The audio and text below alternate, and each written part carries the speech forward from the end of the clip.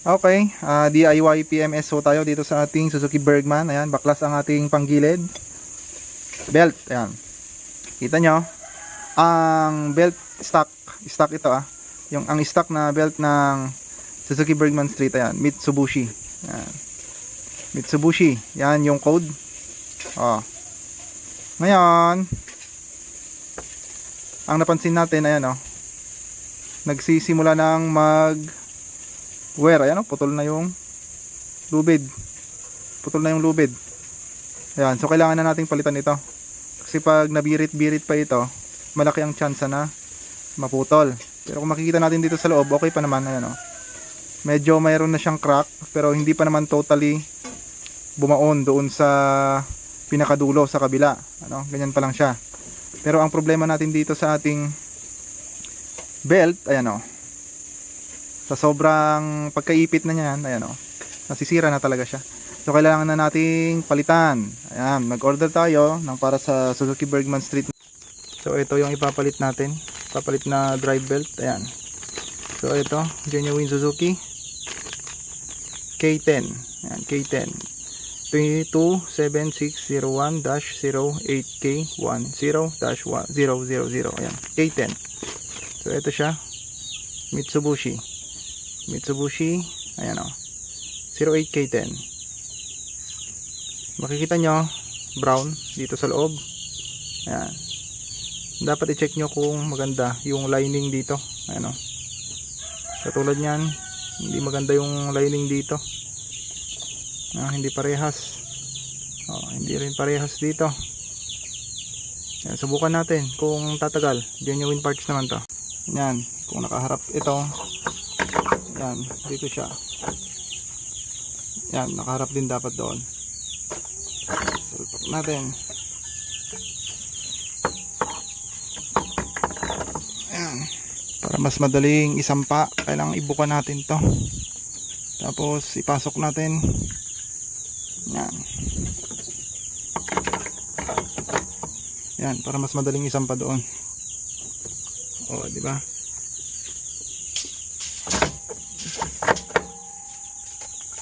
Yan. Pwede na nating ibalik.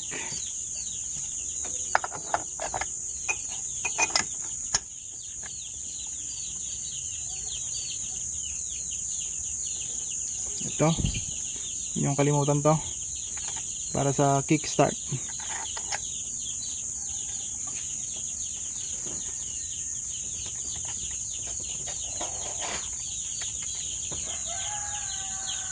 Tapos higpitan natin.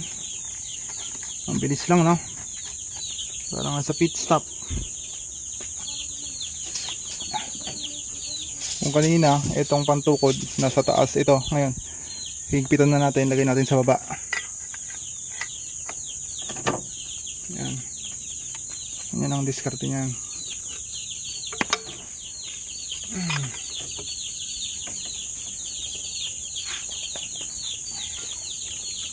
Tapos paikutin nyo rin. Ayan. Next, itong bell. Ayan, balik.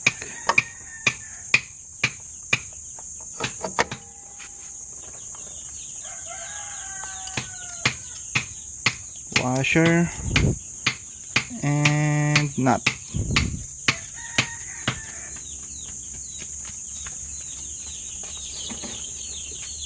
Tapos white tool.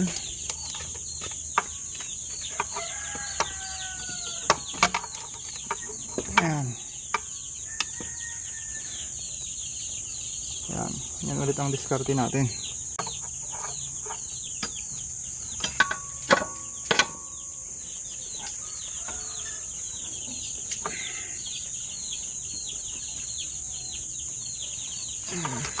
Ayan. Okay, balik na natin.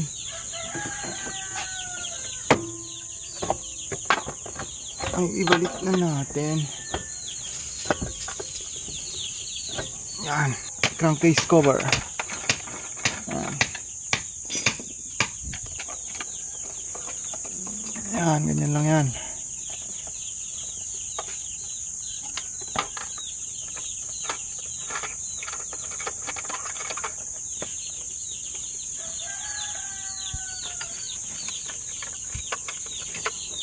Okay, pag naikabit nyo na yung mga bolt dito sa crankcase, meron din dito sa gitna. Yung kakalimutan yan, yung pinakamahaba. Siyempre ibabalik nyo dito. So ibalik na natin to. Pag nailagay na lahat tong mga bolt dito, balik na natin to, yung dalawa. Siyempre 10mm ulit. Ay, 10mm.